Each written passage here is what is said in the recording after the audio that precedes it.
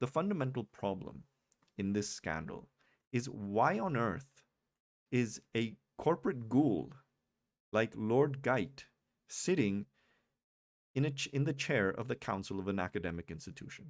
Why? When the operation of the machine becomes so odious, makes you so sick at heart that you can't take part. You can't even passively take part. In recent weeks, Britain has been hit by yet another slee scandal involving its Tory government. Now, the current scandal involves various Tories MPs apparently holding very lucrative second jobs, which I think anyone who has any basic semblance of ethics and morality will understand that it's pretty wrong for you to serve your country in the capacity of a public official while simultaneously working for a private company, especially when you are potentially working in areas where there is a conflict of interest with your job as a legislator. Anyway, the previous scandal was involving Boris Johnson himself over a flat refurbishment, which was partly paid by a Tory donor. Now, the relevance of that story to this video is that the person who acquitted, well, acquitted is not the word since it wasn't a trial, but the person who cleared Boris Johnson from any wrongdoing is a man called Christopher Geidt, or as he's known to his chums, Lord Geidt, a former personal secretary to the Queen, who was brought from that honorable position to basically, whitewash the corruption involved in Boris Johnson's flat scandal. Now, I want to show you exactly the arguments given at the time, just to give you an idea of what the logic behind this is. That is not Lord Geidt, by the way. Lord Geidt said that given factors such as the ongoing COVID pandemic, so apparently it's fine to be slightly corrupt during a pandemic. You're given a bit more leeway. And Lord Bronlau, he's the guy who paid for the refurbishment, his status as an existing party supporter, he is happy that, quote, no conflict or reasonably perceived conflict arises as a result of these interests. So apparently also, if you're already an existing donor, if you're already giving money, in other words, if you're already being corrupt, it doesn't matter if you continue that corruption, okay? It's only apparently corrupt if you weren't a Tory donor, because we all know that people who continue to donate to major political parties, more and more donations does not make you get more and more favors down the line. We all know this to be true, right? Of course. Anyway, I should add this all happens in a country that is, I think, ranked 10th in the world as least corrupt, according to Transparency International, which is why I honestly think that index is a bit bullshit at times. But so Boris Johnson was cleared by this man. Now, why is this relevant to this video? Well, as it turns out, Lord Geidt is also a chair of the Council of King's College London, and he is being basically facing scrutiny from the union. And I should add, I was pointed at this story from a friend who works in the union. So, the union of King's College has noted that this man has potential conflicts of interest that he did not disclose. Now, I'm going to show you the letter written by the union, and which states Geidt had received positions as a paid advisor for BAE Systems PLC, an arms dealer and manufacturer that has been prosecuted for bribery, in which KCL's endowment fund had investments from at least 2016 to 2020. These transactions were not disclosed in their extent in relation to Lord Geidt or managed. As a paid chair of a board in Schroders plc, an asset management corporation in which the KCL endowment fund has had long-running investments, these transactions were not disclosed in their extent in relation to Lord Geidt or managed.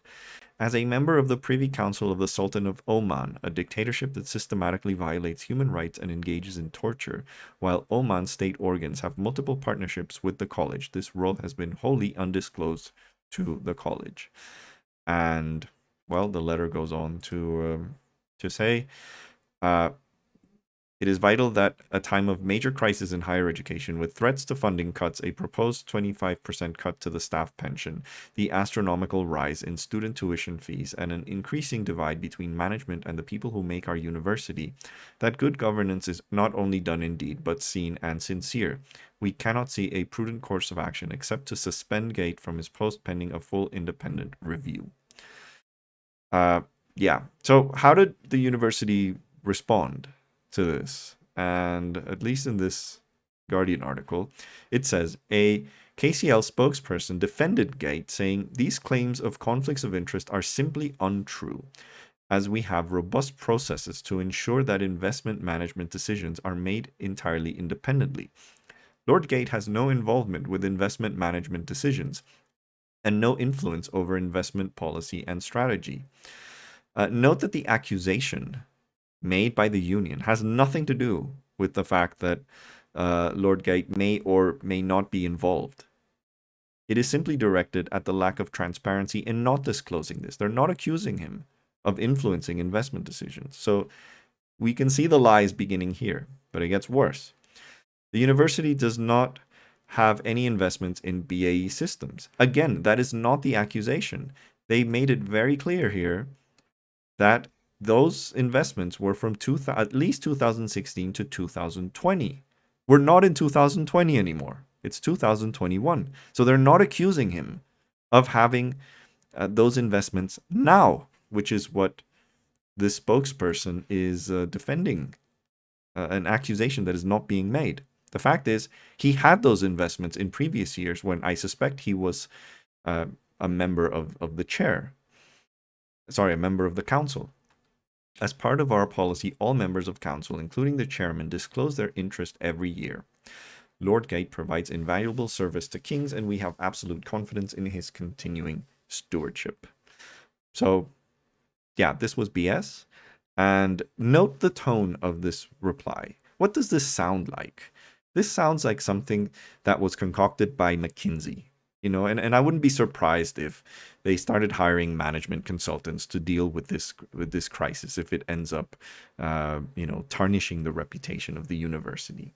And this brings me to the main problem I have here, and that is, well, the issue of transparency is the immediate one. He is at fault. If the accusations from the union are correct, which I have no reason to doubt. He is being accused of not disclosing. In other words, failing to provide the necessary transparency as required by that institution. But here's the fallacy of this whole thing. Transparency is often given as an excuse of, well, if we just have more transparency, there will be less corruption. And that is complete BS. The fundamental problem in this scandal is, why on earth is a corporate ghoul like Lord Geidt sitting in the chair of the council of an academic institution? Why? Because here's the thing. You rarely have professors or academics or any other position involving education in the boards of your average private corporation. Unless it's, an economist or an MBA professor who is basically just there to kind of whitewash whatever they do. Yet, for some reason, universities feel that they must hire these important members of the business community to provide some service, which to me is unknown. Because I'm sure he's going to sit in like 2 board meetings a year, and get paid more than your average professor for doing so. So what does this man bring to the table for King's College? And if you see the broader problem here is the fact that universities over the past couple of decades in countries like the US and Britain have more and more been moving towards a business model, towards appearing and behaving like a capitalist private firm. And the immediate result of this is one that's pretty obvious and is very easily measured, and that is the rise of academic management positions. Here's an article from The Guardian, and this is over a decade old. It's from 2010. It says here, figures show a 33% increase in the number of managers in higher education in the last 5 years. During the same period, on the other hand, the number of academics increased by 10% from, just 10%. And I should add, this says nothing about the quality of these academic positions, because clearly not all of these are tenured positions, which are incredibly valuable nowadays, because a lot of academics now work in very precarious, almost Uber Eats like conditions, working in universities with like no job security whatsoever, very long hours, just basically being exploited. All the while, the university managers get very, very, very good paychecks. There was one case of a university, not even like a very important one, who I think the vice, what's the name of I think it was the vice chancellor or something like that, was earning something like close to £500,000, which is absolutely ridiculous for a university. Anyway, what do we see here when we turn into this model of basically turning universities into for-profit institution, making them look like a capitalist firm? Well, we end up with this. I've literally logged into the main web page of the University of Cambridge. That is what you see. That is the first thing you see when you go into their website. Enterprising minds. That is clearly the purpose of universities, to create entrepreneurs. Yeah, this is the main webpage of the LSE, my alma mater, who I should add, I have no issues with their teaching quality whatsoever. I loved my time there, but it felt like a business. Whenever I had to do any kind of issue that I had with administration, it felt like you were dealing it with a business. And where is the funding I need to carry on my research? So they're kind of admitting this kind of precarity that a lot of professors are feeling. Can assets and skills beat the poverty gap? Just note the language that is being used. Assets. Who uses the word assets?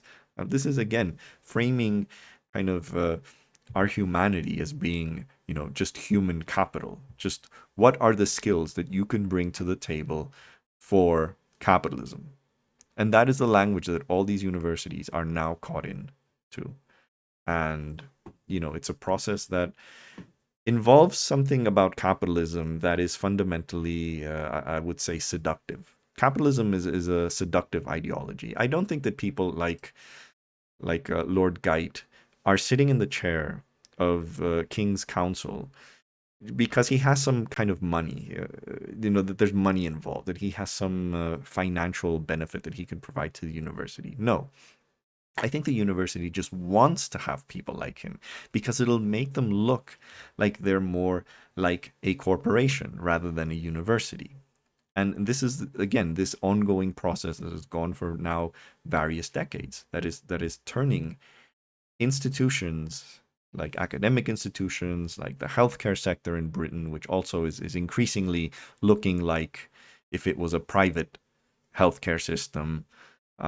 All of this, this is the seduction of capitalism, to turn institutions that have a social purpose, make them act and behave like they were a for-profit private firm. And yeah, that is, I think, the fundamental problem in this scandal. Not the transparency itself, but it's the fact, why on earth does an institution like King's College have a corporate ghoul like Lord Geidt on its council?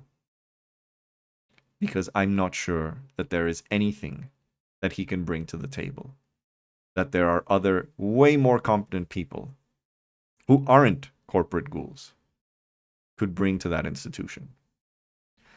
So On that note, if you like this video, please like, please share. Most importantly, please subscribe. And if you are involved with King's College in any way, whether you study there, or you work there, whether you're an alumni, yeah, please support the union on this. I mean, in the long run, these people serve no good purpose for an academic institution, and they should be removed. So on that note, see you next time.